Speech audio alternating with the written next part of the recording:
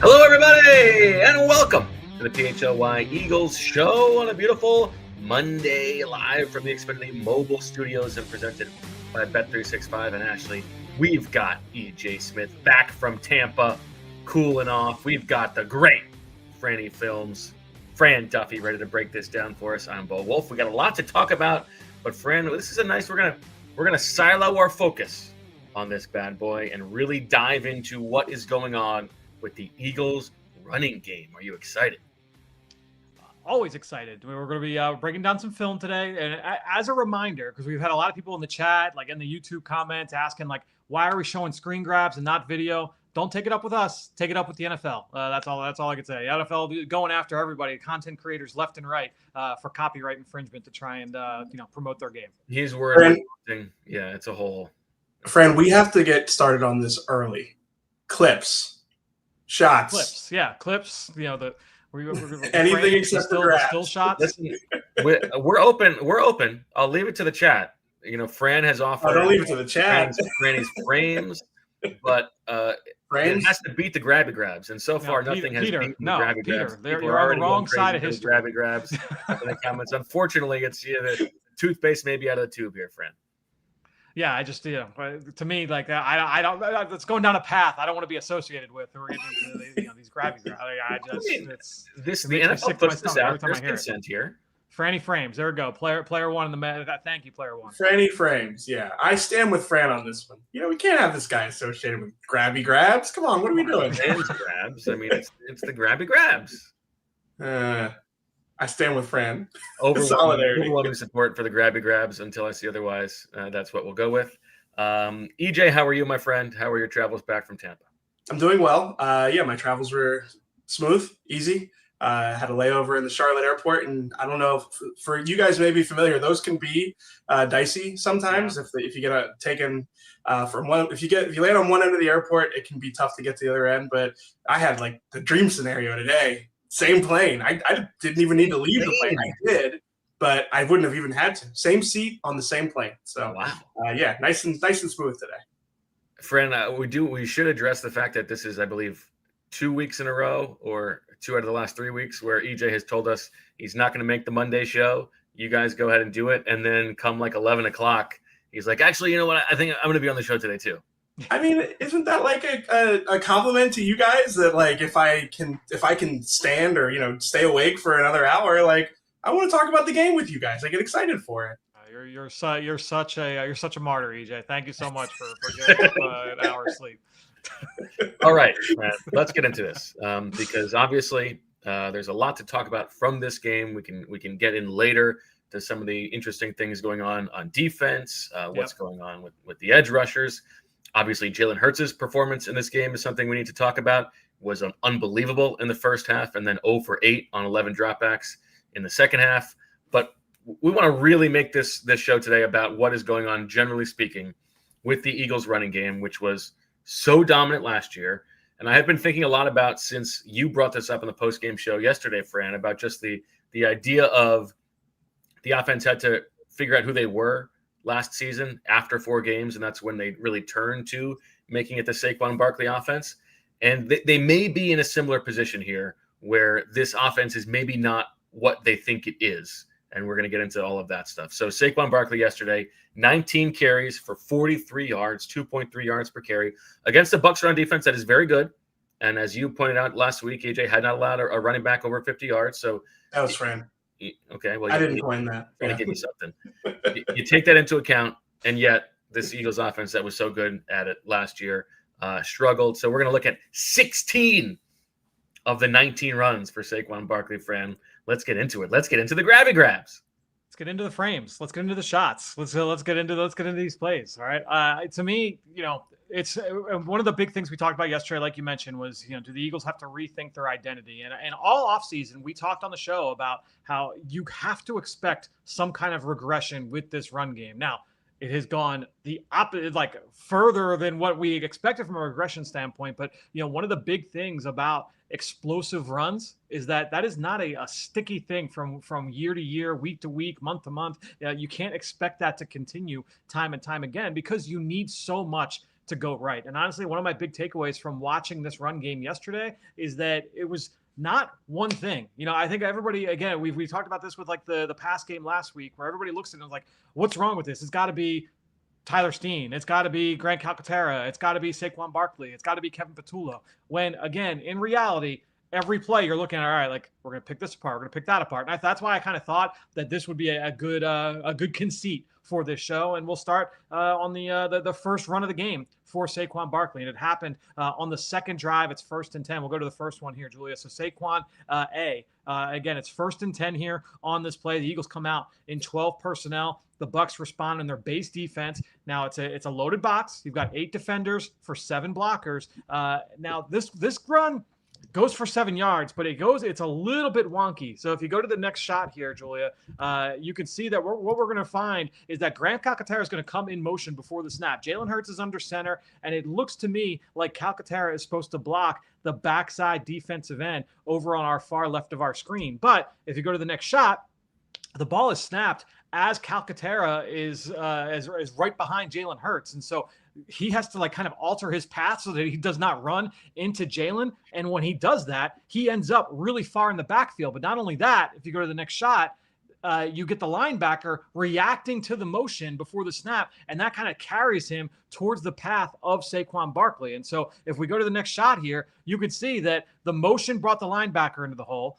Because Calcaterra had to alter his path, he does not have a clean shot at that end man on the line of scrimmage. So you've got both guys here in the B gap that Saquon's trying to hit this. And miraculously, if we go to the next shot, Saquon actually puts his foot in the ground and he cuts this to the backside and he goes for 7 yards. So right off the bat, just like some details here with the run game are a little bit off. And it leads to what could have been a really messy play. But thankfully, Saquon's able to make something out of nothing and it turns into 7.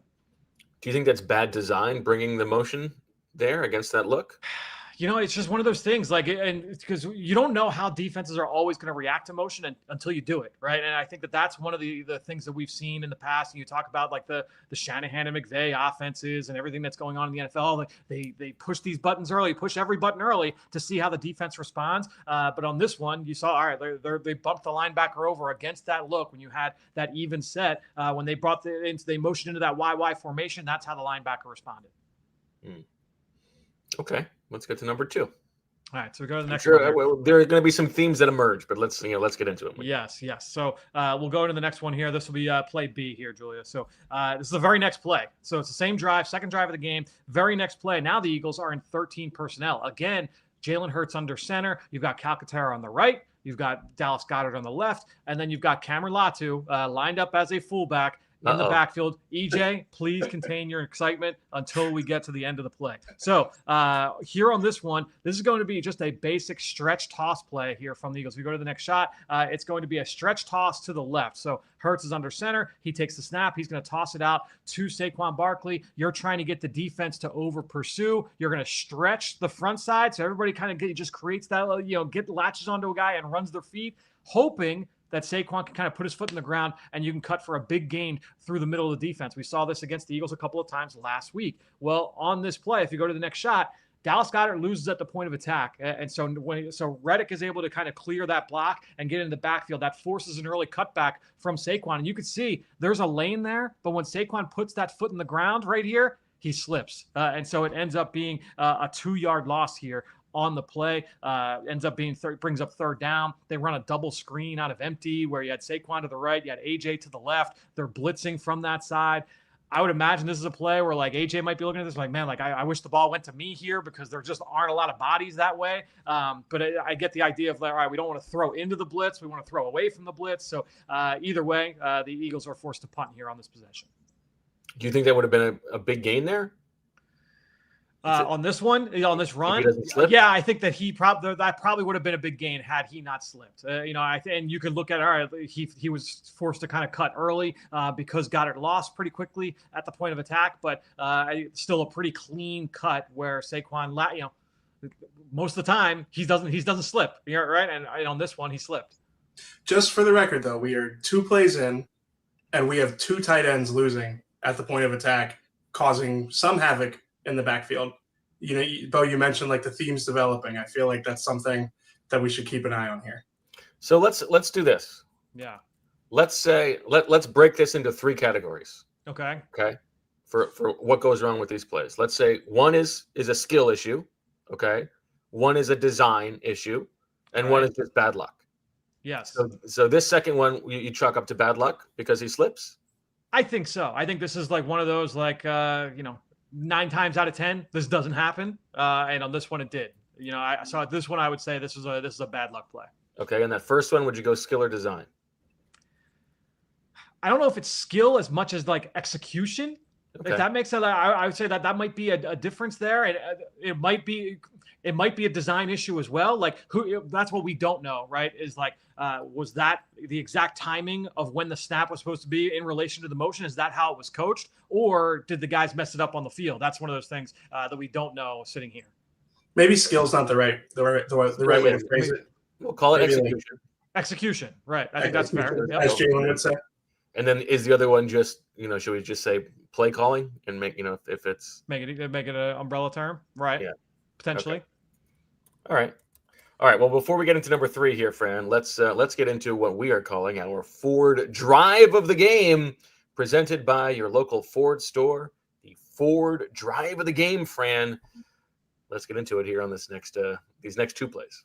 All right, so this is the third possession of the game, and so Julia, we're going to go to Saquon C here. So third possession of the game, it starts. Jalen Hurts hits Dallas Goedert down the seam against cover 2, similar to the touchdown last week.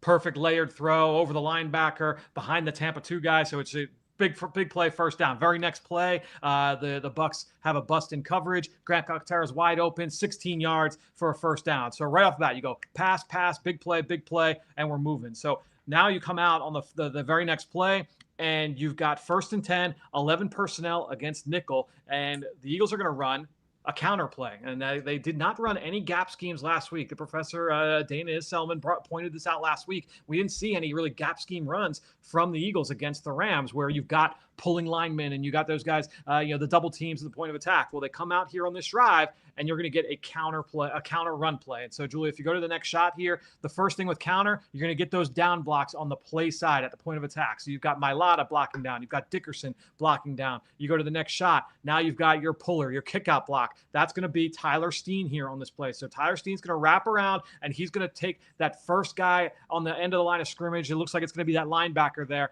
where the arrow ends. So he's going to kick that guy out, and then behind him, you're going to have the wrapper. And on this play, that is going to be Lane Johnson. If you go to the next shot, here comes My name Lane. is Lane, and I'm here to block.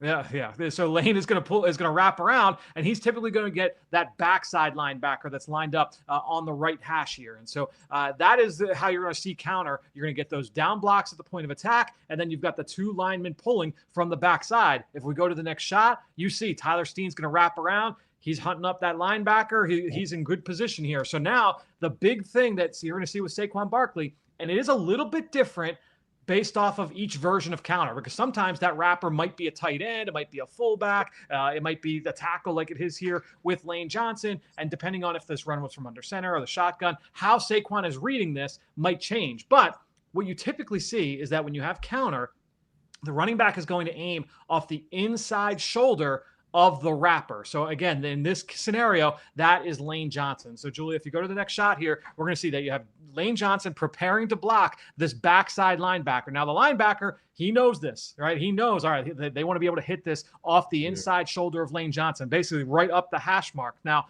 so what you'll see from the linebackers often is that they are going to attack that inside shoulder. They're going to force the running back to bounce this out, and so they kind of play to his health. So what you've seen the tackles do in the past, what you've seen guys like Lane Johnson do is, all right, if you're going to attack me inside, I am going to block you inside and just push you as far towards the middle of the field as possible. And Saquon has done a nice job of kind of reading off that. And on this one, he just kind of misreads it. It was a little bit of a delay here. You go to the next shot here, Julie, you can see Saquon is basically right on Lane's backside. He's cutting inside right where the linebacker is. And so to me, this is one where I think Saquon would probably want to have this back. He'd probably want to cut this a little bit further outside, and that's where the green grass is going to be. I get why he ends up going on that path, because that's where it typically is going to hit. But because of how the blocks kind of demonstrated themselves and how the linebacker from Tampa Bay attacked it, that's just kind of how it played out. And it looks like Steen has his guy blocked to the inside as well. So if he does take it outside, he might have room to run. Exactly. And so it's just one of those where, that's like half unlucky, half execution. And you probably lean more towards the execution end of it. Again, I think that's one where Saquon would probably want that one back. Yeah, I mean, maybe it's more execution by Saquon versus, execution by the rest of the team. Yeah. Yes, I would agree. It really stands out because like you hear these guys in the locker room talking about how they're close to some of these explosive runs. And that one stood out as like you can see the space.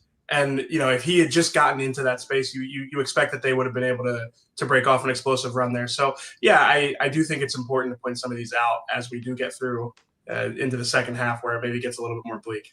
And then what happens in the next one, Mr. Duffy? Right, so a couple plays later, you've got 3rd and long. Jalen Hurts rolls to his left. He hits Devontae Smith for a 20-yard gain, gets him into the low red zone. So on the you got 1st and goal. We'll go to the next one here, Julia. This is going to be red. So we're in the red zone here on this play. It's 1st and goal. And what you're going to get on this one is the Eagles come out in 12 personnel against the Bucs base defense. And again, you're going to get that same counter action here on this play. So Julie, if you go to the next shot, you're going to get the down blocks from the left side. So you got Mailata blocking down. You've got Dickerson blocking down. Very next shot, you're going to see that you've got Tyler Steen kicking out. He's going to come and he's going to block that play side defensive end. This time it's going to be Dallas Goedert as the wrapper. So if you go to the next shot, Julia, it's going to be Dallas Goedert coming around. So he's the second man in here, leading the way for Saquon Barkley. We're going to let this play. And you're go to the next shot, and you're going to see that the linebacker, he's looking. He's like, all right, like here it comes. I got to take on Dallas Goedert. But throwing a little ropey dope here. This isn't a Saquon Barkley run. This is why I talked about this in the post-game show yesterday. Yeah. This is a great play to run when you have counter in the playbook, in the game plan on a weekly basis, because it looks just like counter, but this ends up being the shovel pass to Dallas Goedert. Julia, if you go to the next shot here, you can see that you've got Tyler Steen. He gets up on that linebacker. You've got Dallas Goedert catching this here, and you can see the crease that he's got. So a really clean execution there of the shovel pass, and why it was to me a really good play design, really good job of the coaching staff getting this into the game plan this week to work off of all the different counter runs they ran. Awesome stuff, and that'll make it the forward drive of the game for a reason. Nice job for Kevin Patullo in the low red zone. All right, much more to get to here as we continue to diagnose the Eagles running game. But first, a word from our sponsors. So A.J. Brown puts out that weird tweet yesterday, which we can talk about in a little bit, EJ. But he puts out that tweet. He lands in Philly last night, and I tried to get a hold of him. Like, hey AJ, what did you mean by that? Can we talk about it? So he invites me over. Says, let's watch this Cowboys Packers game. And unfortunately, I get there. The whole thing was a mess. His setup, ridiculous, lagging, buffering, switching between apps, trying to find the game. He claimed he was a big football fan, but it was like I was fan fished.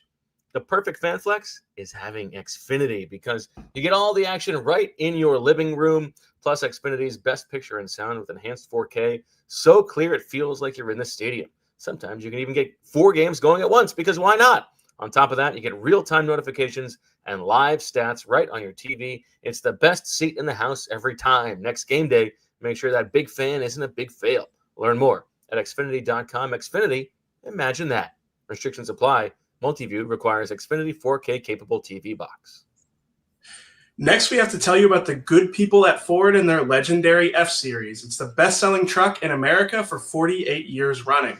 The F-150 blends work-ready toughness with modern-day tech and luxury, offering 6 powertrain options, including a hybrid and a fully electric Lightning model. Or you could go with a 3.5-liter Power Boost hybrid V6 with 430 horsepower and an amazing towing capacity. Speaking of that towing capacity, it's best in class with a 14,000-pound limit, depending on configuration.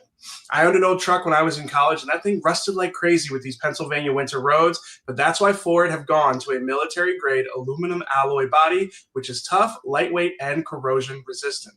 The F-150 offers plenty of creature comforts as well, from Ford Blue Cruise for hands-free highway driving on certain trims to max recline seats that offer nearly 180 degrees of recline, which is great for naps or breaks between road trips. You also get a 360-degree camera system, which is great for trailering, parking, and off-roading.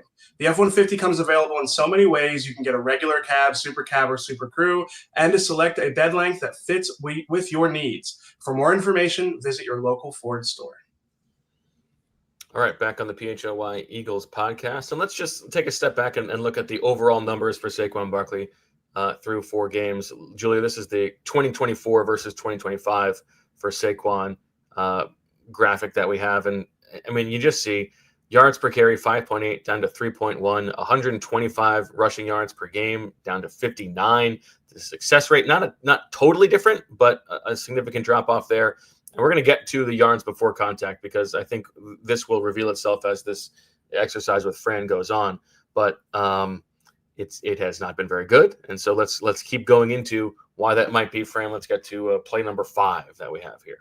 Yeah, let's go to Julia to Saquon D here. So this is the very next drive after the drive of the game. So after the Dallas Goedert shovel pass touchdown, the Eagles get the ball back, and it's 1st and 10, first play of the drive, and they come out in 11 personnel against nickel. So you've got one tight end on the field. This is that 11 personnel, the John Mithchell package here. So you see Mithchell lined up on the left. Hurts is in the pistol with Saquon behind him, and this is going to be what a gap scheme run called duo. So on this play, you're going to get double teams at the point of attack, and you're going to get the wide receiver inserting up. So John Mithchell is going to insert in between the tight end and Jordan Mailata and block that next level defender. Julia, if you go to the next shot, you can see that this is going to be a run that's going to go to the left. There goes Mithchell releasing up.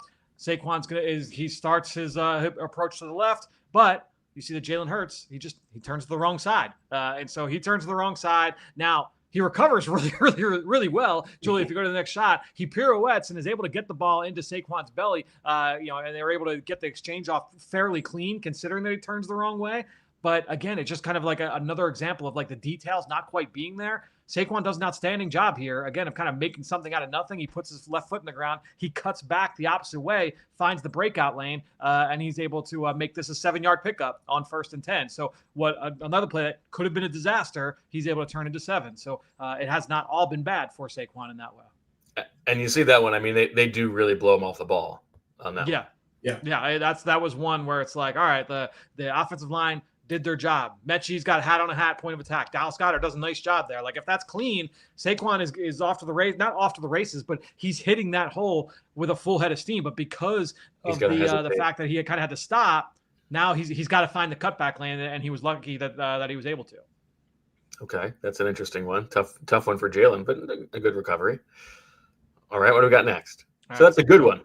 That's a good one. Yeah, exactly right. Let's go to E. So Saquon E here, Julia. So 2 plays later, you have the John Mithchell. Very next play, Jalen hits John Mithchell underneath for a 1st down.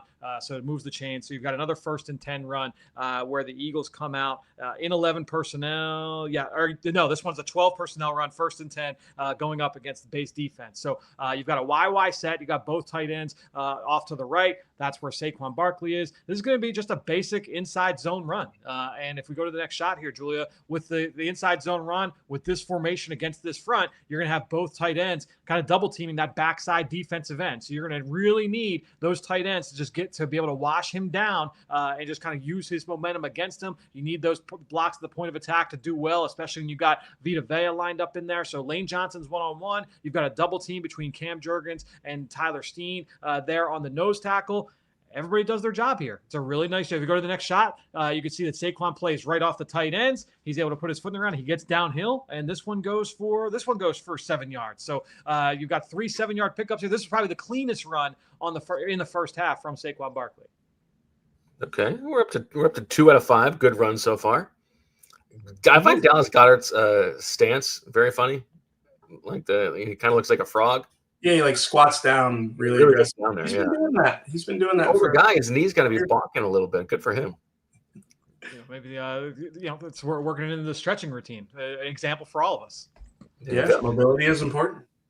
All right, let's keep it firing here. Yeah, let's go to the next one. So we're gonna go to F, Julia. So now basically, what we got a few plays later here is now that you've crossed into enemy territory, and now you've got that failed like fake orbit motion swing pass to Saquon Barkley that gets tackled for a 5-yard loss, and then Hassan Reddick like sacks Jalen Hurts for a 2-yard gain, like the play where he kind of steps up.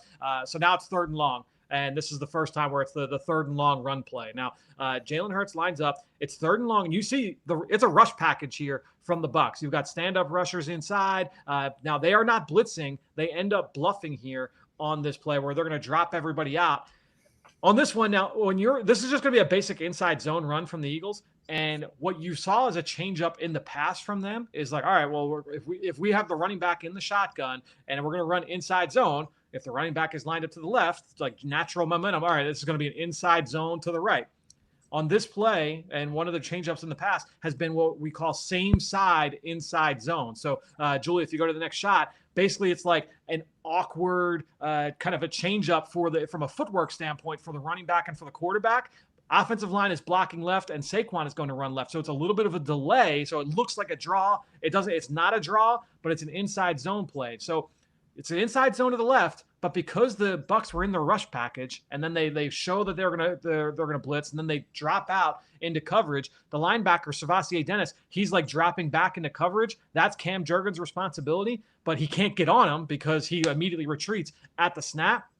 Well, now Dennis has a running head start with a two-way go to beat Cam Jurgens. I don't blame Jurgens on this one. This is just this one is it's something between like unlucky and like, should this have been the play call, right? Like, would you have been better off if you wanted to run it, just run inside zone? Or you can get into the idea of like, all right, well, we could also like put the ball in the quarterback's hands and let him try and throw it on 3rd and 12. It wasn't like it was 3rd and 20. So here on this one, Dennis is able to beat him. If you go to the next shot here, Julia, you can actually cycle through it even to the next one after that. And you can see that Dennis is able to beat Jurgens, and he's able to get home, and ends up being, I believe, a 2-yard pickup there for Saquon Barkley on 3rd and long, and the Eagles bring up 4th down. Now, I want to pound the table for something here, Bo. I feel like this is play calling. It's 3rd and 13. What are we doing? Like I mean, we can't call it a coward's draw because, as Fran just pointed out, it's same side zone. So we're going to call it a coward. Still a coward's draw. I think we put it all into the coward's draw. It's all encompassing. And here's and obviously this has been on my radar as the person who invented the coward's draw. Here's the deal.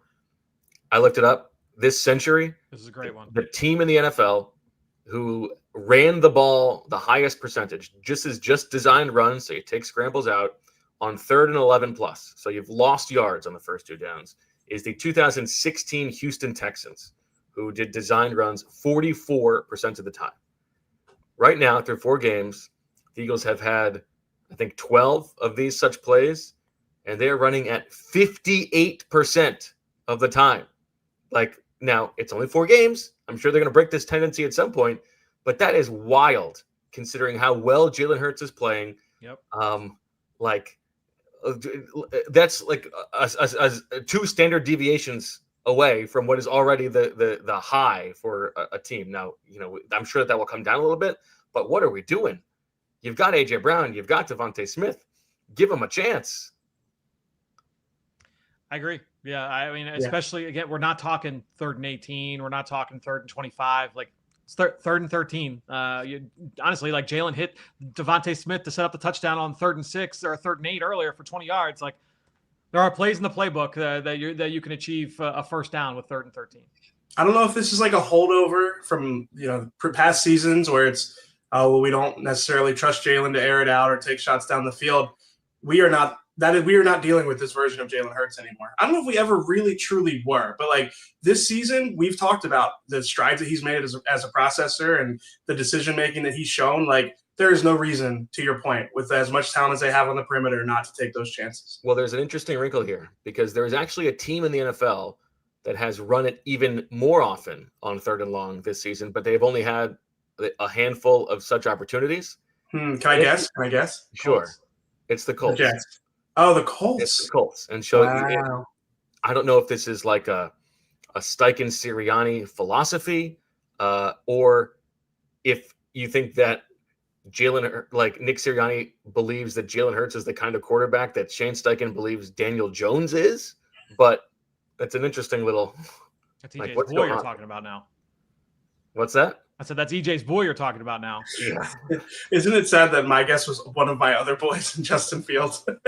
I mean, but with Justin Fields, I understand it to a certain extent, but yeah, we're not there Yeah, we're not there with the Eagles right now. Can I ask, do you guys think that this could be like this philosophy could also be an overcorrection to, everybody's making the parallels between this team and like the vibes of 2023, where, the defense was more the issue in 2023, in my opinion, especially after they made the switch, where in my opinion, they didn't need to make that switch at defensive coordinator. But offensively, we remember like, Jalen, the Seattle game where he changes the play and he throws it deep to A.J. Brown and it's intercepted. And it's like, no, this is not going to be our identity where we're after the Super Bowl, where this is going to be the thing. Do you think they're trying to go too far overcorrect to not be that version of the offense after the Super Bowl run? Like, I don't know. I've just been thinking like the conservative nature in those situations specifically stands out to me.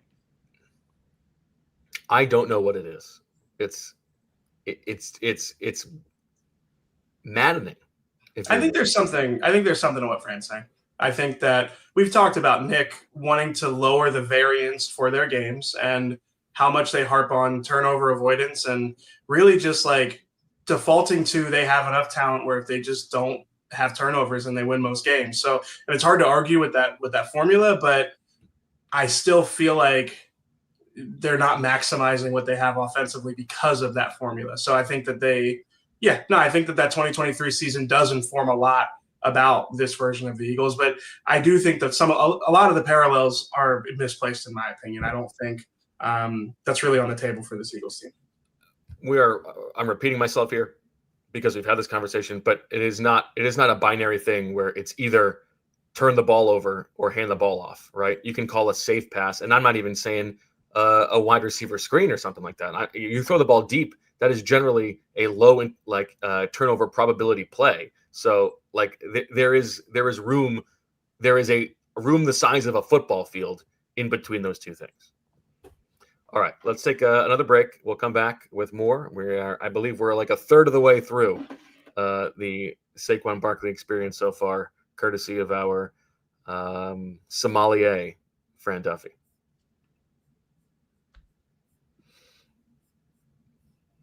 We've all been there, trying to power through your fall plans with a nagging injury or stubborn pain.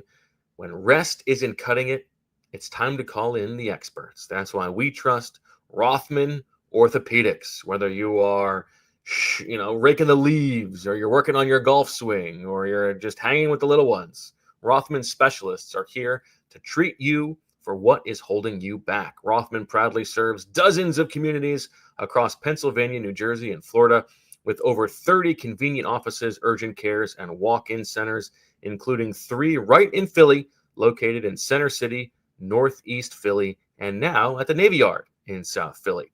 Patients will find the full spectrum of orthopedic care at Rothman Orthopedics. From diagnosis to discharge, they provide their patients with every service and procedure necessary, such as x-rays, orthotics and bracing, MRIs, physical therapy, and more. Year over year, Rothman consistently performs among the highest volume of hip, knee, shoulder, and ankle replacements in the country, over 60,000. And it's not just the volume, which is over 250,000 of new patients and consults that Rothman is most proud of. Instead, it's their commitment to improving each of those patients' lives through their service and care. For more than 50 years, Rothman has participated in thousands of groundbreaking research and clinical trials with the goal of advancing knowledge, developing treatments, and improving outcomes for the benefit of their patients. So as you guys know, I was in Tampa. It was a little bit hot there, while we were there. So if you open my suitcase right now, didn't unpack the suitcase yet, and if you open my suitcase, you would see a bunch of Mack Weldon, because they have the most breathable underwear I think I've ever had. It's their new tech linen line. It combines the easy charm of classic linen with cool Max technology.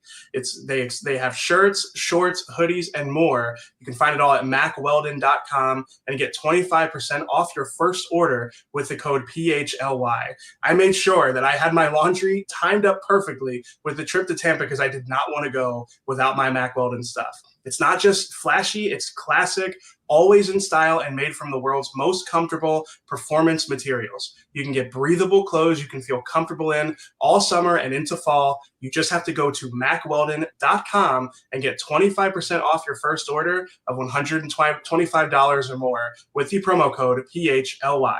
That's WELDON.com, promo code PHLY. All right, back on the PHLY Eagles podcast. Let's get back into it, diagnosing Saquon Barkley and the Eagles running game with the GOAT, Fran Duffy. All right, let's go, Julia, to Saquon G. So we're going to go to G here. This is the first run of the third quarter, first play of the third quarter. So it's 1st and 10. The Eagles come out in 12 personnel. It's a even set where you've got a tight end on each side. You've got Jalen Hurts under center, and you've got Saquon Barkley in the backfield. And this is going to be just a straight downhill run where you've got the motion coming from our right to our left. So you go to the next shot here, you're going to see the tight end come across the formation. Again, the linebackers are going to bump off. This is a loaded box, which is fine. We've seen a lot of these other shots there. A lot of these other plays that I've shown also had loaded boxes where you had +1 for the defense. It's not a fair fight from a number standpoint. But here, the motion brings that linebacker in, and we go to the next shot. You can see that the ball snapped. Jalen's turning around. He's going to hand this to Saquon Barkley. Sirianni Dennis has a clean run. The offensive line is doing their job here from a number standpoint. It's hat on a hat across the board. No one misses a block here. It's just that the unblocked man goes downhill and makes the play in the backfield. Meets Saquon Barkley. Go to the next shot here, Julia. You can see that you've got the linebacker in the backfield meeting Saquon Barkley behind the line of scrimmage, and this one goes for a loss. And so, it's funny. EJ kind of texted me, asked me about this play specifically earlier today. It's like, oh, well, what do you do on this one? I don't have all the answers from that standpoint. All I can say is that in that situation, 1st and 10, 12 personnel, whether they just are keyed into it, whether it's, you need to do something else to make sure you kind of even the box count. I know there were some questions in the chat earlier, do they need to run more zone read to get the quarterback to kind of level it out a little bit? They actually ran zone read 3 or 4 or 5 times in the game, and Hurts was pretty effective on it. They were able to pick up some decent chunks with Jalen Hurts keeping the ball on some of those zone reads. So maybe they need to lean more into that. But overall, that was a good example of they just teed off. The Dennis flew downhill. He was untouched, unscathed, and he's able to get in for a TFL. Yeah, I just wondered if this was a Jalen Hurts has to check out of this one. This is not the right look for this run play. That was my curiosity with it, because it just watching it, it's man, they got no chance on this one. Is there a world in which Saquon makes that one guy miss last year? I don't it's possible, but I don't think you can count on that one. Just because there are examples later in the game where it's all right, you're -1, but it's the guy that's left is the safety at the third level, and Saquon meets him at 6 yards, and it's all right, ideally Saquon's able to make this guy miss, and he's off. You're not making that guy miss in the backfield. I think that's just a lot to ask. Okay. All right, so let's put this one on the umbrella of play calling, but this could potentially be on Jalen for not checking out. Yeah.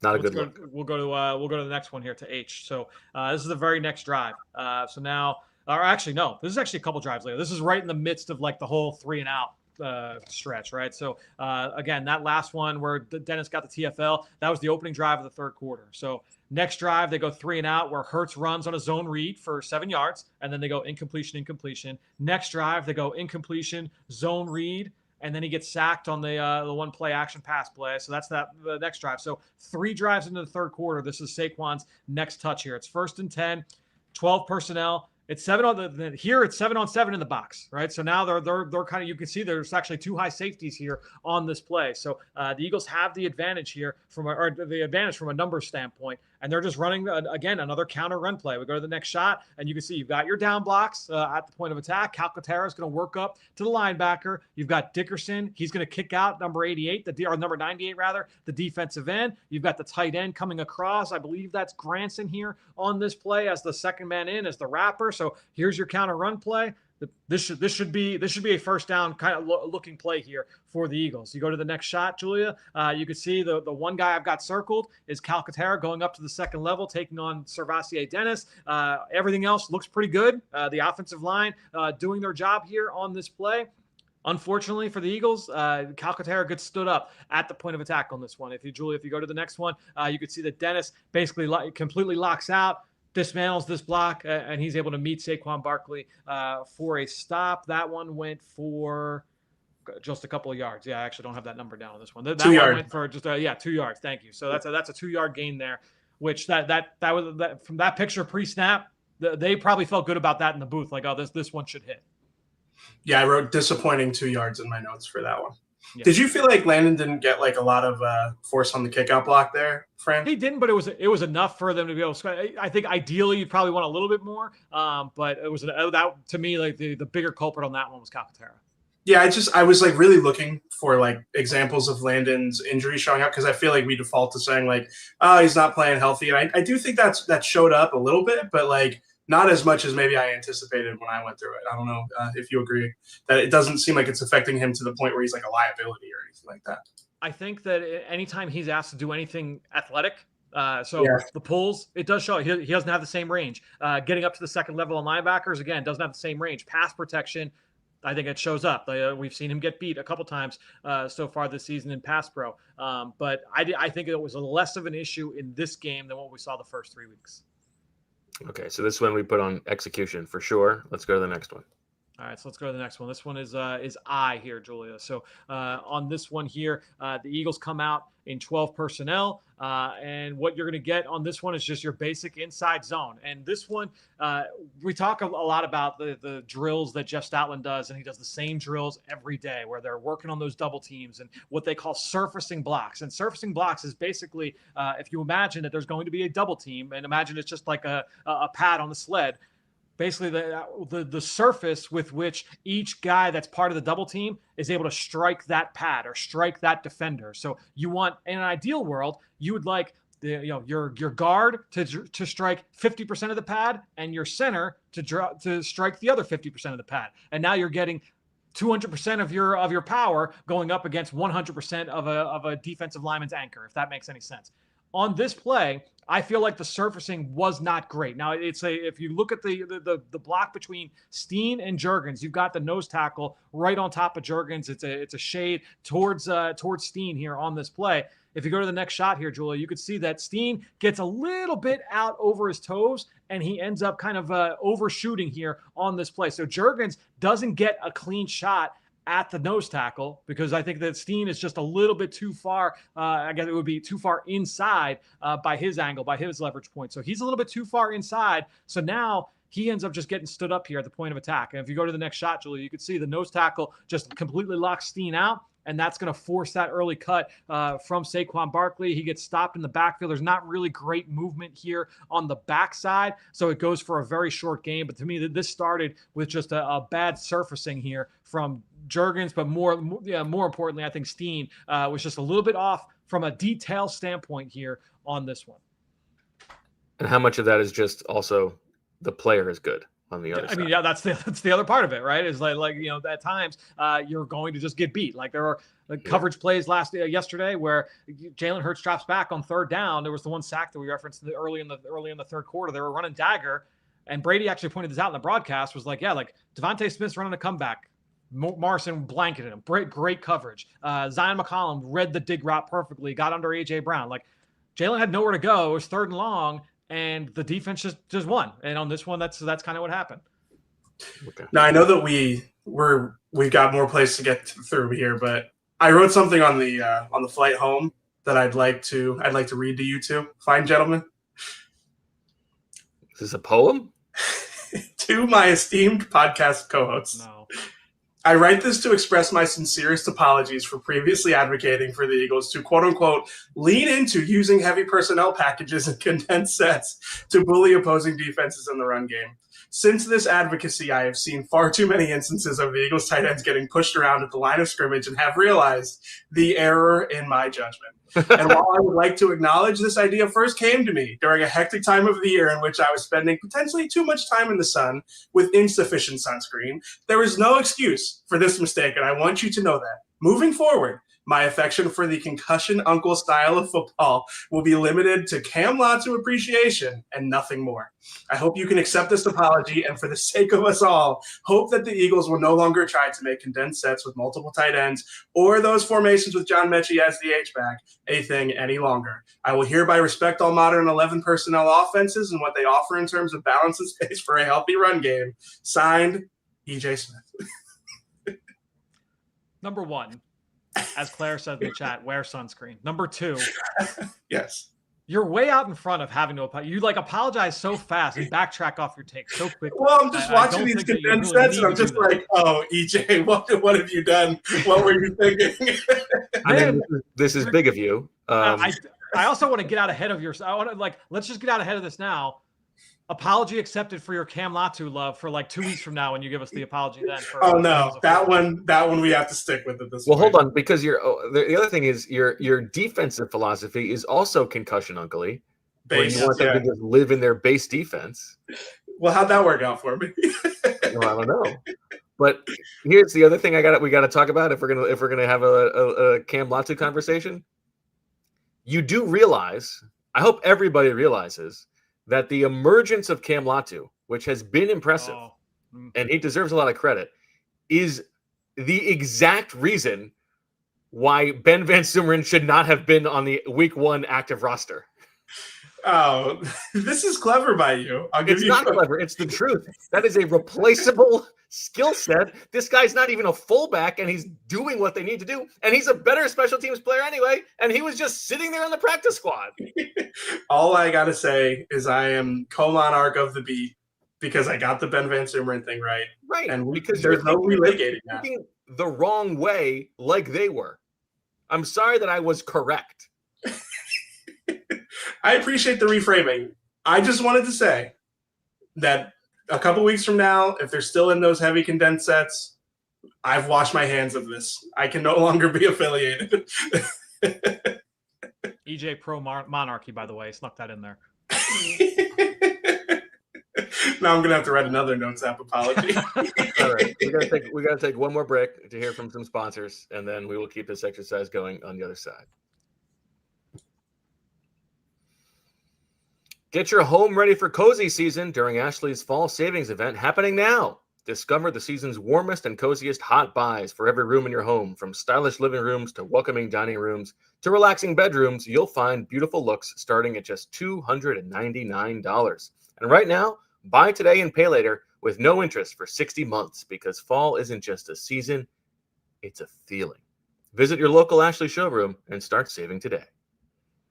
We'll now hear from our friends over at Branded Bills, because whether you need snapbacks or truckers, fitteds, beanies, or T-shirts, Branded Bills has you covered with performance and with style. If you're looking for some gear to make your brand stand apart from the crowd, Branded Bills has you covered with the best custom headwear that you can find. Start your order, and their dedicated team will help you create the exact custom apparel that you need. By the way, they also have a partnership with Penn State. So for our local Nittany Lions, even after Saturday night's tough loss, as a part of their campus collection, it's not just Penn State either, by the way. Just kind of browsing through their websites, colleges, universities all across the country involved here with this campus collection. So no matter which team you root for at the college level, they're going to have you covered. Head to brandedbills.com and use code BBPHLY for 15% off your first order. Get your home ready for cozy season during Ashley's fall savings event happening now. Discover the season's warmest and coziest hot buys for every room in your home. From stylish living rooms to welcoming dining rooms to relaxing bedrooms, you'll find beautiful looks starting at just $299. And right now, buy today and pay later with no interest for 60 months, because fall isn't just a season, it's a feeling. Visit your local Ashley showroom and start saving today. All right, back on the PHLY Eagles podcast. Business out of the way. Get down to brass tacks. Let's get back to some ball. Let's get back to the stills. Let's get back to the shots. Let's get go. Back to the grabby grab. Let's go. The Saquon J, Julia. We're gonna go a little fast here because we got a few plays left to go. So Saquon J, it's 11 personnel, inside zone, point of attack, and there's been some stuff in the chat too, this is how the run game goes. Yes, this is how the run game goes. But if you're talking about one of the differences from last year, where they had an insane run game where they were able to hit chunk after chunk after chunk to go all the way from that side to the opposite end of the spectrum, which is kind of where they're at right now. We have to explain some of the issues and some of the things that are popping up. On this one here, it's basic inside zone. Julie, if you go to the next shot, basically, you got double teams at the point of attack, and these guys do a great job. I talked about the surfacing between Tyler Steen and Cam Jurgens. If you look in that left circle, this is perfect. Against Vita Vea, they're doing a great job here surfacing this block. You've got Logan Hall there between Dickerson and Mailata. Those guys do a great job. But on the back side of this, on the far right of our screen, we can see that Dallas Goedert's going to lose the point of attack. So here on this one, and I'm sorry to Dane if you're watching, which I don't know if he's watching this one. I think he usually waits to watch the film himself. He has seen it. I sent it to him. There we go. You sent it beautiful. So Julia, if you go to the next shot, you can see that Goedert gets stood up here by Yaya Diaby, and he gives up the play here. If we go to the next shot, and you can see that Diaby's able to impact Saquon Barkley behind the line of scrimmage. This brings up, what we showed before, and Julia, we can flash up the other yards before contact thing. I mean, if you want some statistical backing for the play of the blocking for Saquon Barkley, last year he before contact per run 2.64 yards per carry. That was number one of all 41 running backs in the NFL. This year it's just 0.95 yards before contact per run, which is 28th of 42 running backs. And if you just think, last year, the philosophy behind getting Saquon Barkley was you've already got this offense with Jalen Hurts as a running threat behind the best offensive line in football. He's going to be a multiplying factor. Right now, they don't have the best offensive line or run blocking in football. It's not great. Yeah, and honestly, again, it goes to one of the things we talked about at the very front, where it's not like, it's Tyler Steen's fault. He's the new starter, because everybody has kind of taken their turns with all of this. So if we go to the next shot, Julia, if you go to to Saquon K, that's another good example of it, where again, the Eagles come out this time. It's 11 personnel. It's going to be a zone run, and right at the point of attack, if we go to the next shot, you can see that Jordan Mailata ducks his head and lunges here against Logan Hall and completely whiffs. Go to the next shot, and you can see that he just gets swam completely by, and Logan Hall able to get into the backfield. Julia, if you go to the next shot, just a missed block at the point of attack from Jordan Mailata there, and it results in a TFL against Barkley.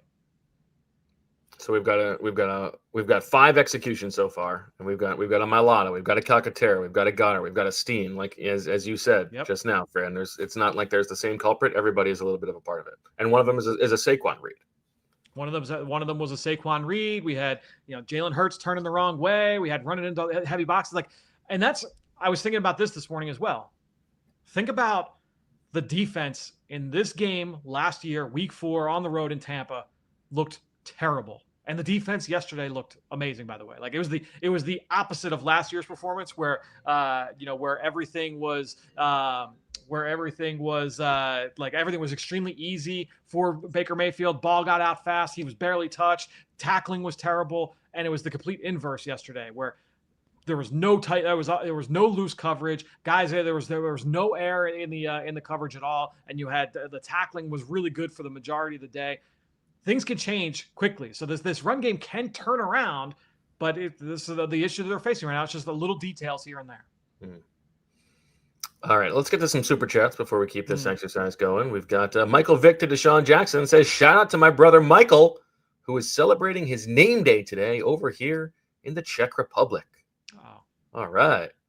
What do you say? Do you say a skull in Praha to celebrate? What do you say? Can't help you there. Nothing? That doesn't sound right. Looking it up. Now you're going to use AI for this. No, I'm not going to use AI. Anyway, let's keep going. We've got some more. I'll come back to it. Some more super chats here. We've got Chase Daniel Plainview says, do we need to have a Jason Michael conversation? I think this is more of a reflection of the personnel. So if anything, it's a front office conversation. We talked about the fact that they didn't even have an undrafted tight end in training camp. Like, I think when you look at the lack of consistency from the tight ends in the run game, I think it is more about matchup troubles than anything else. Nazdravi. There we go. Nazdravi. You commented in the chat. Nice job. All right. To Michael. Next up, we have another super chat from Joe Rockhead, who says, John Clark reported Jahad Campbell left the game early. Any report on why, EJ? No, he was in the locker room afterward. He seemed fine. He obviously had the triceps thing going into the game, but I did not. There was no indication to me that he was dealing with anything extraordinary. So actually, I think I saw this on your girl Olivia's social feed that did she? Jihad Campbell. He had to leave right before because of like heat exhaustion. Okay, gotcha. He said afterwards that he was fine. My girl Olivia. So Cliff's girl Olivia. Cliff's girl Olivia. Yeah. And then finally, June K says, and shout out to Kevin Wallace for becoming a supporter.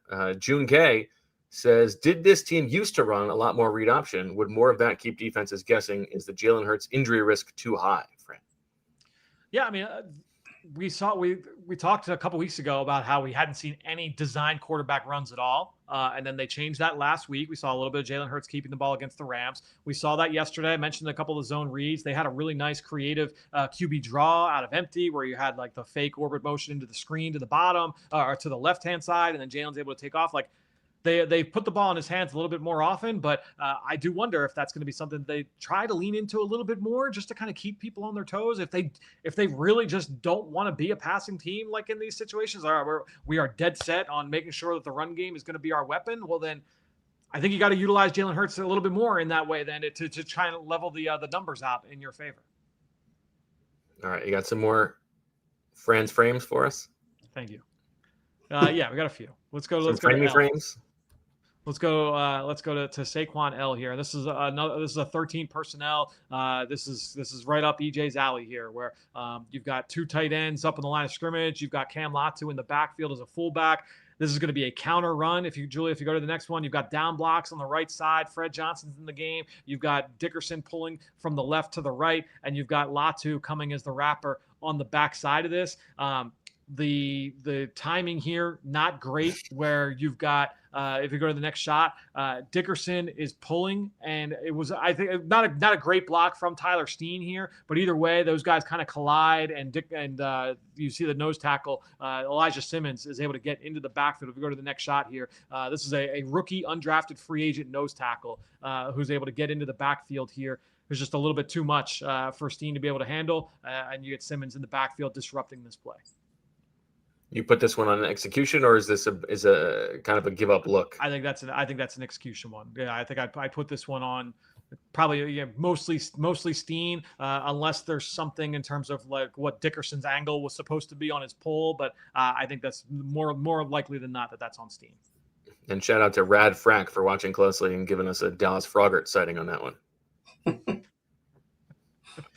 Let's go to another one here. This is a really clean one, and it's funny. This goes back to, remember the third and long play that we talked about earlier, where they did the same side inside zone on the Cowards draw.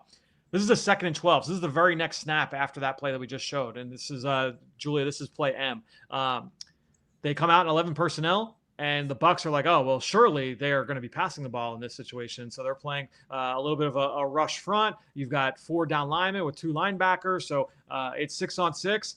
And this is as clean as it looks. You go to the next shot, and you see Saquon Barkley releasing up to the second level. And this was one of like 2 successful runs, I think, in the second half for Saquon Barkley. If you do same side inside zone, I don't know if that one's going to work in this scenario, but they're able to go just basic inside zone, go right downhill for a nice game. To me, this is what the Eagles' offense should look like. Like, if it is a pass first offense, you then open up space for Saquon Barkley in the run. Yeah, you get because after watching through it, Fran, like seeing the light box, I'm like, oh my goodness, like what is this? I haven't seen this all game. So yeah, I think that this is like a good illustration of like what leaning more into the pass game could open up for the run game. Yeah, in theory, right? I'm with you. That would be nice. All right, we got a few more to get to, Fran, but unfortunately, they're going to have to come in overtime.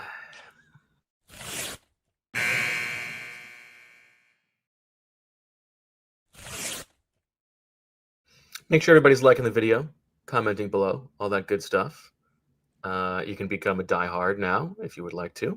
You get to read EJ's Early Bird. You get to read Les Bowen. You get to read Fran Duffy throughout the week. All fantastic stuff for the low price of either $59 or $39, depending on if you want that handsome hat, that beautiful green PHLY hat. All right, what do you got, Fran? Let's go to N, Julia. We're almost, I think we're just about to the end here. So this one's 12 personnel.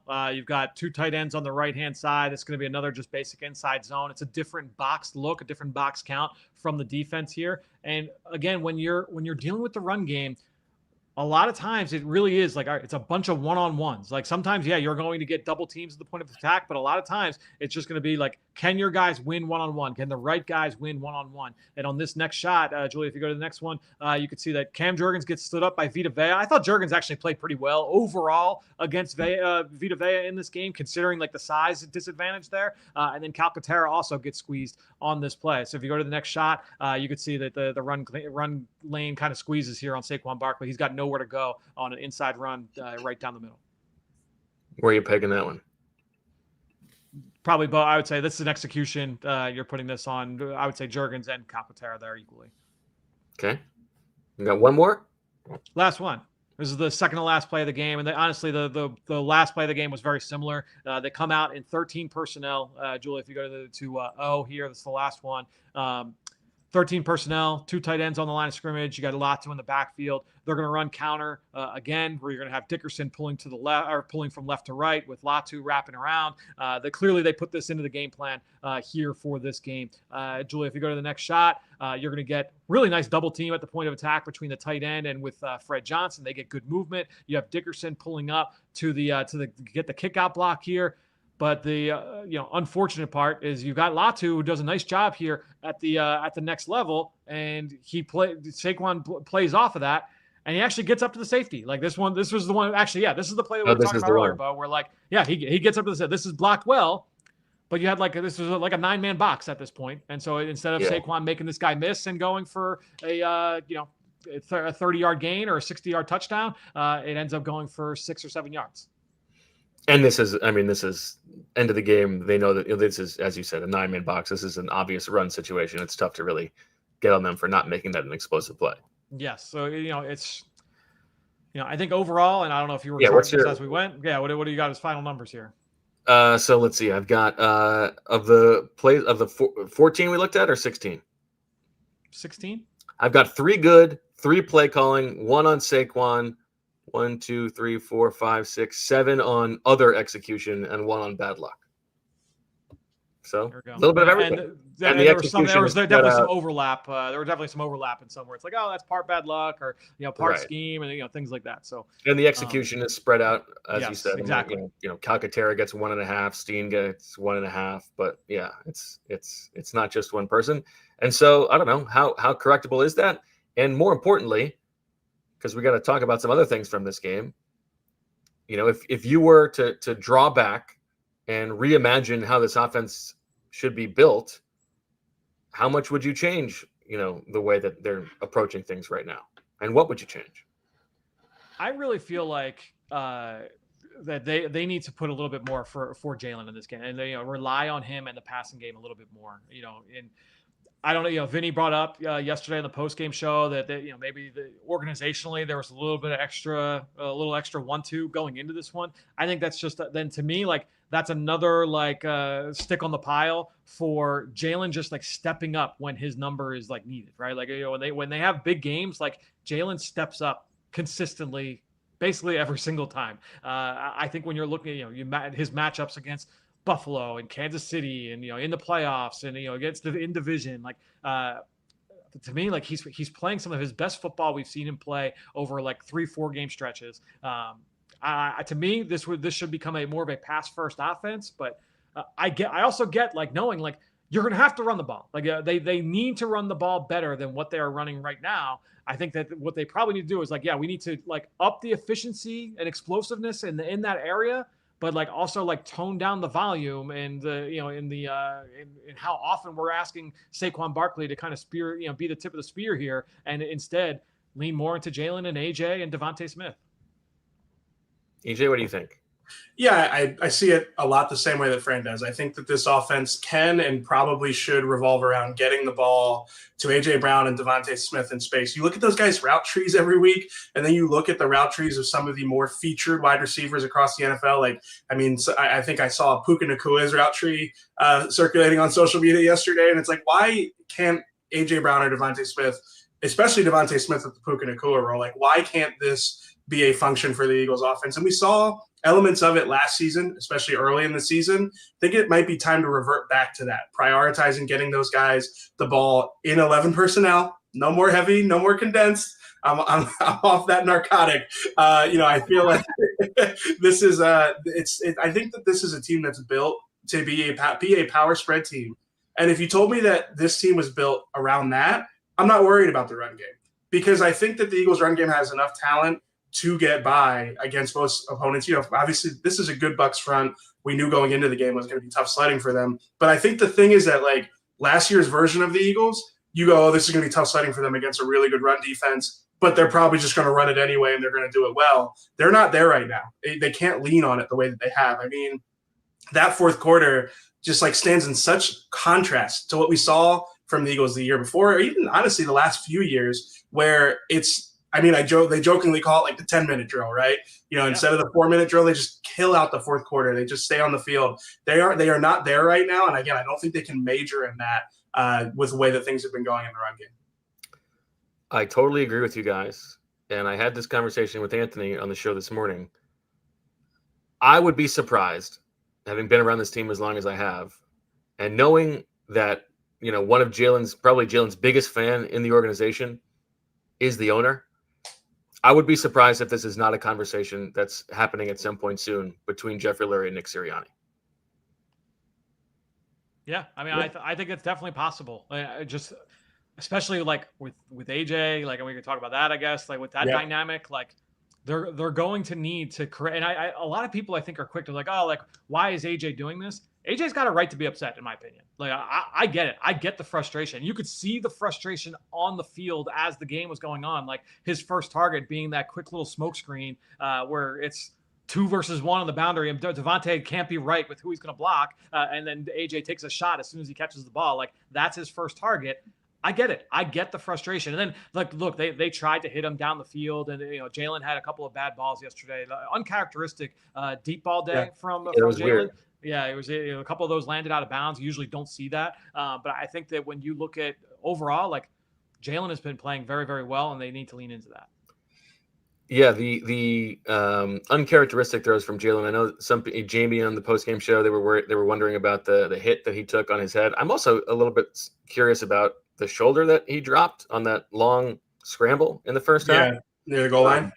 Yeah, and you would imagine that, like, if at halftime, like, sort of the adrenaline of that wore off, you could maybe talk yourself into that making an impact there. But yeah, I mean, listen, I am almost always on AJ's side, and I think he's right to be frustrated. I don't know if I'm going to get behind, like, he should have put out that tweet after the game. I completely agree. Yeah, to me, it's like, it doesn't really matter what your end goal is with the tweet.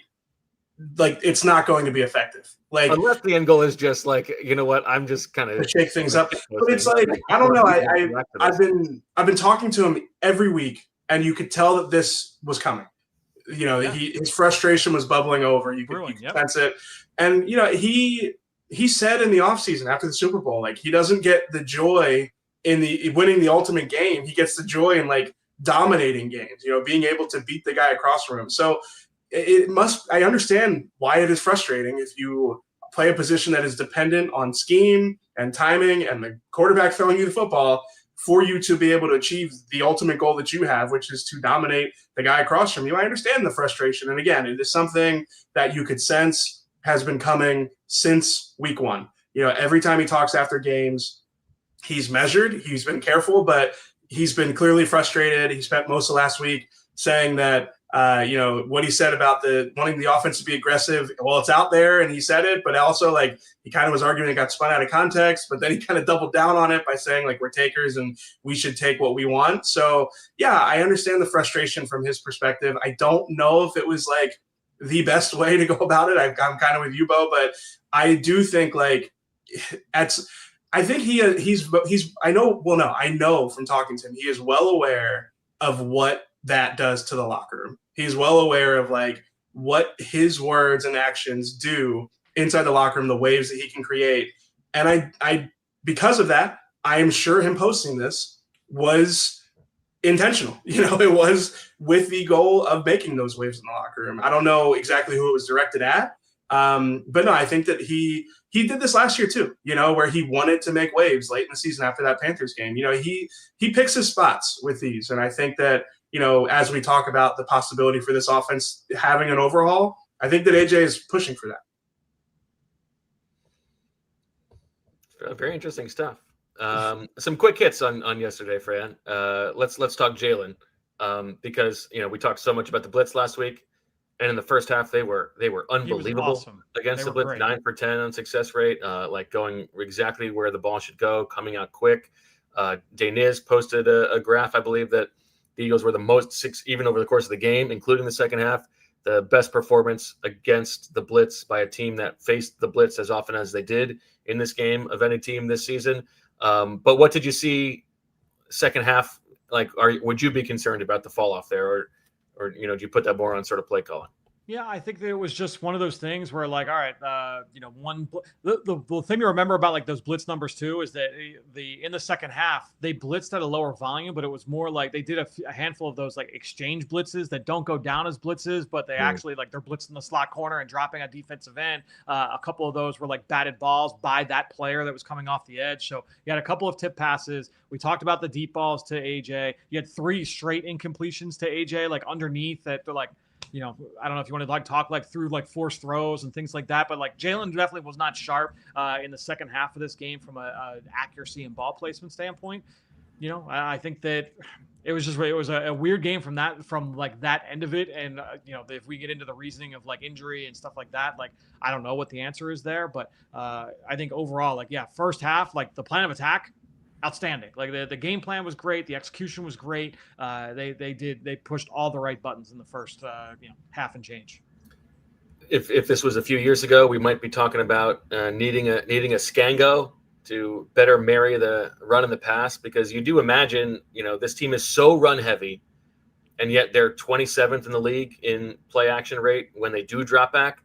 And part of that is because even when they do go play action, they're not very good at it. They're one of the few teams who is negative EPA per play when they do run play action. So, like, I don't really understand why a team that is so run heavy and the defense is selling out to stop the run, I don't really understand why they wouldn't be better at play action and why they wouldn't run it more. But that's probably a question beyond my pay grade.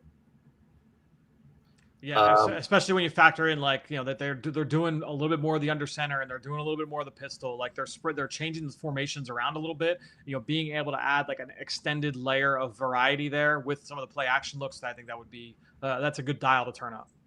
Something that Jordan Mailata mentioned after the game too, that he feels like they need more play action to take advantage of that. Yeah. Well, here's one other Saquon stat I have for you.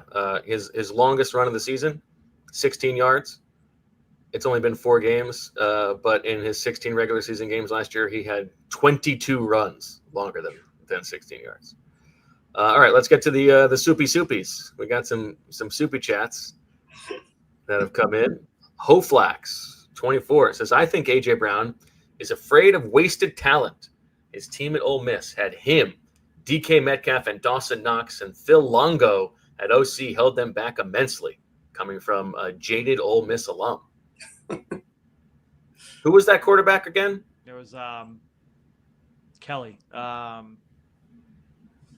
was it? Chad Kelly. Chad Kelly? Oh, I thought it was the other guy. Anyway, John Gannon has a pair of super chats. First, he says, last 2 games, the Eagles are 57% of real drives, 12 of 21 that were 3 and out or a turnover. Only 4 of the 11 non-turnover drives were 3rd and 7 plus. They averaged 4.4 yards on the first 2 plays of every drive. 1 drive gained 38, other 20 had 55 combined. Good stat. Another one good. Says in previous 4 Tampa Bay games, the Eagles had 27.5% scoring drives, removing end of half. On non-scoring drive, 11 turnovers. Tampa's average starting field position was the minus 29.6. This game, 36.4% on the 7 punts. Tampa averaged at the minus 31.9. Matt Corral was the quarterback. Deep into his bag. Matt Corral. Yeah.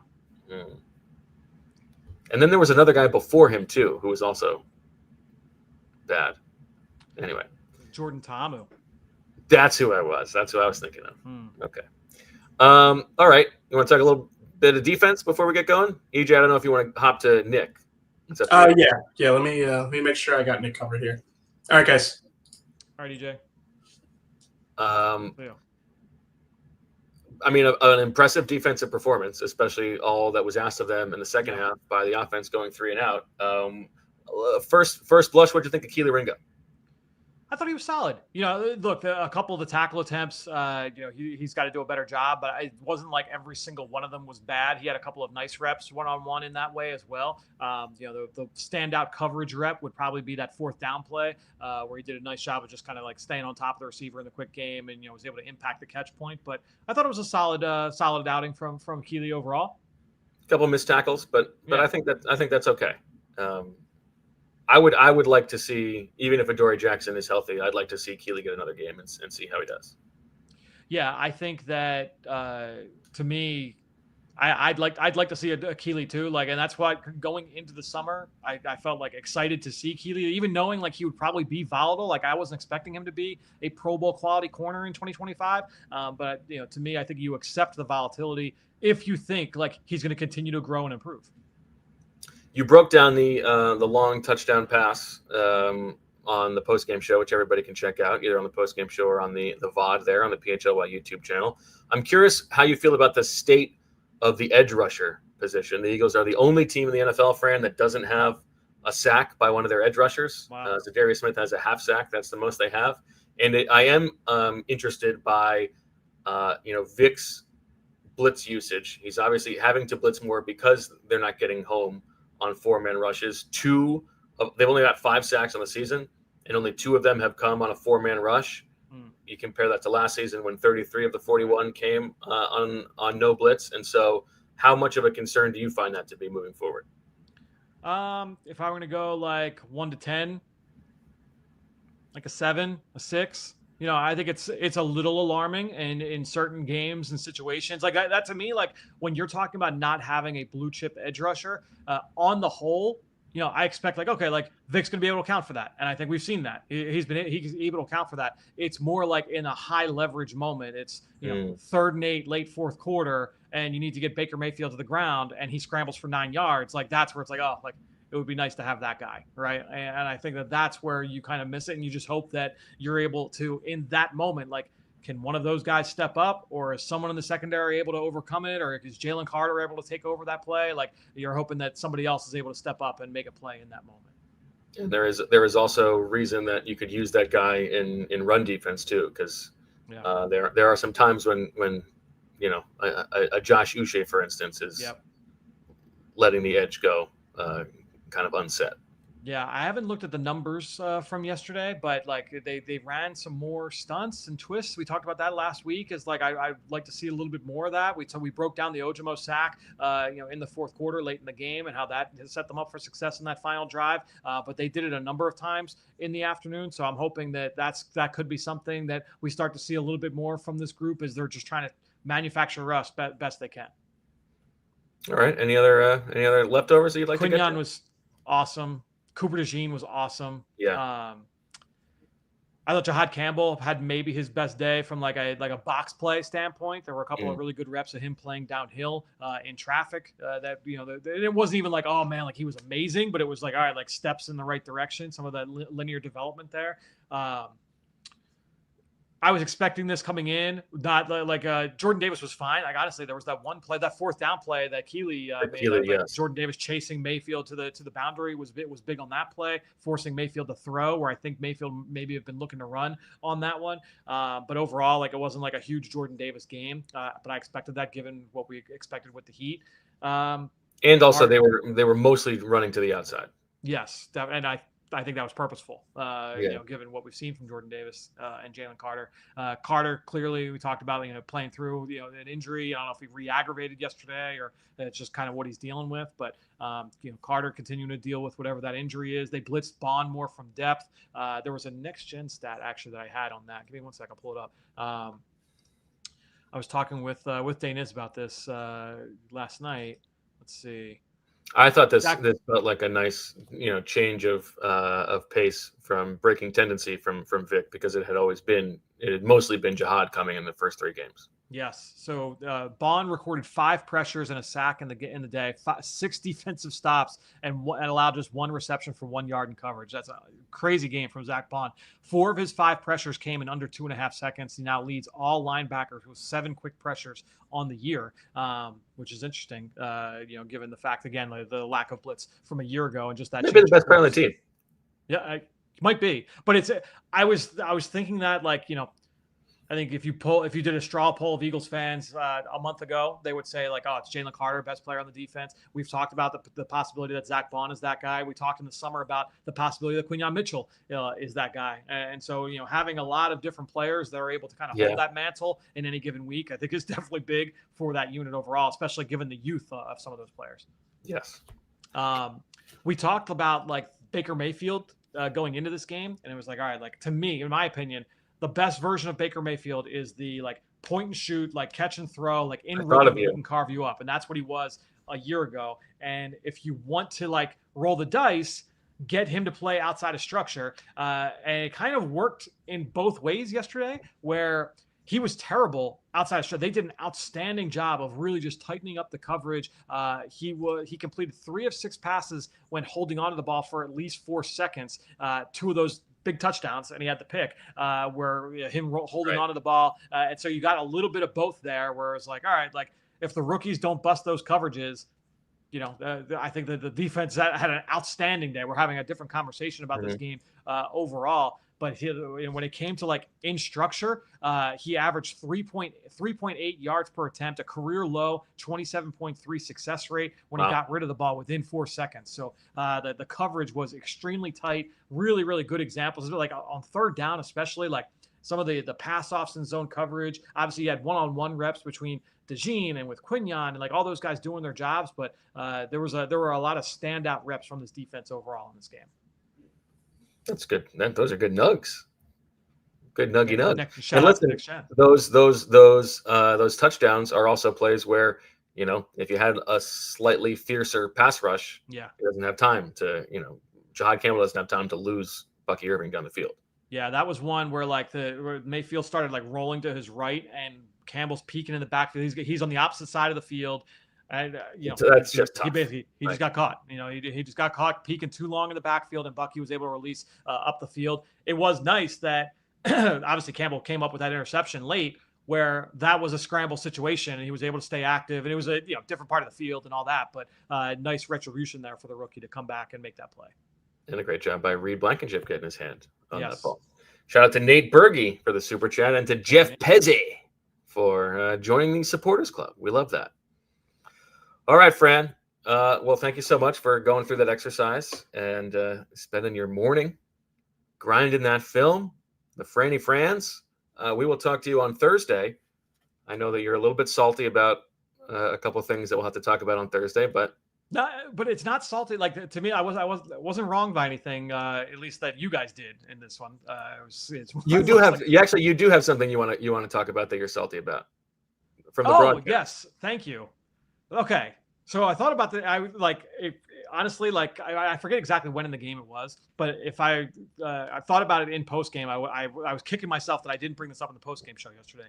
But Brady talking about Quinyon Mithchell, Tom Brady talking about Quinyon Mithchell, and he's he's just a little too handsy for my liking. You want to be more like Darrelle Revis, who wasn't really that handsy. Oh, thank you, Tom. You want to compare a second-year corner to the best man cover corner of a generation? Really? That's to me, there was one of the best players I've ever seen. Yeah, it was a perfect encapsulation of why great players very often are terrible analysts and terrible coaches, because they just want to point to the fact that why can't you be like me, or why can't you be like this great player? I don't know, because they're the 99.9th percentile athlete, and you're not going to be able to replicate that. So maybe appreciate the fact that Quinyon balled out yesterday again after what he did last week against Devontae Adams. Yeah, it's a good point. Outrageous. And then there's also another super chat we have from Nate, who says concerned with the number of defensive penalties. And to me, I'm less concerned about the penalties and more concerned about the general possibility that the Eagles are becoming a target team for the league office. That's how I feel.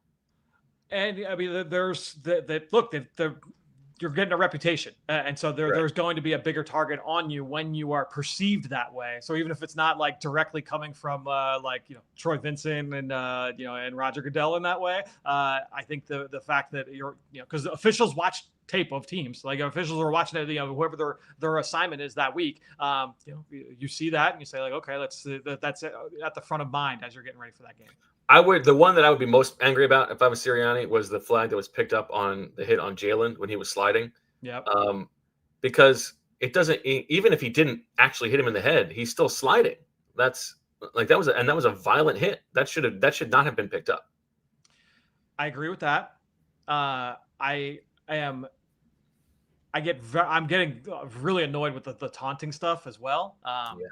Mainly because it is so inconsistently officiated. Like, to me, okay. Well, it's difficult to officiate. They should take it out of the game. Well, to me, like, you look at Emeka Egbuka, like, turning and slowly walking to the end zone. How is that different than what Cooper DeJean did? But why? Because he's 40 yards away? Because he's 20 yards away from the guy? I posted a clip last week, and I am fascinated to see if the league does anything with this one. But I posted a clip after the Thursday night game where my guy, Elijah Arroyo, had a beautiful catch down the right sideline, Seattle against Arizona, over Josh Sweat. And I don't know what Sweat did to the Seattle sideline at any point in that game, but 7 guys come running over and are showing up Sweat down the field. You can get into why Jonathan Gannon has Josh Sweat dropping in coverage with a tight end. But the one coach is doing like the "you're too small" celebration in Josh Sweat's face on the sideline. It's like, is this guy getting fined the same way? Like if that was a player doing that, like that's a flag and a fine. Is that coach getting that same treatment? He better be. Like it's, you're gonna get me frustrated with this one. Right. And it goes both ways. Like the one on Nakua last week was ridiculous. Absolutely ridiculous. Yeah, I'm totally with you. It's so stupid. Like, let them play. Just let them play. Exactly. You saw like there was the one play. It might have been the 4th down incompletion. No, actually, it might have been a different play where Kelee like made a stop along the sideline, and you could tell like he had to like stow for a second, and then like had to stop himself. And it's just like, I hate that these guys like work like all year, like work their entire lives to play this game they love, and they like can't like even like celebrate that they want. I mean, they're putting their bodies on the line.